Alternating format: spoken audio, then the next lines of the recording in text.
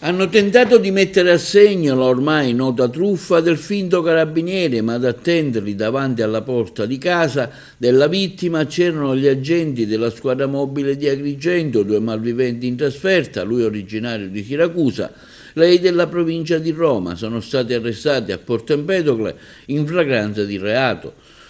L'operazione è scattata quando una sessantenne empedoclina ha ricevuto la telefonata di un sedicente maresciallo dei carabinieri. L'uomo le ha raccontato che una banda avrebbe utilizzato la sua auto per compiere una rapina.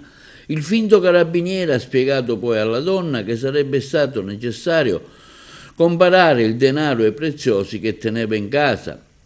Le ha anche annunciato che sarebbe passata una funzionaria del tribunale per ritirare quanto richiesto. La donna però ha intuito, captato che si trattava di un raggiro e ha immediatamente avvisato la polizia. Quando i due malviventi si sono presentati nell'abitazione della sessantenne, hanno raccolto monili d'oro e altri preziosi. Sono entrati in azione i poliziotti che li hanno bloccati.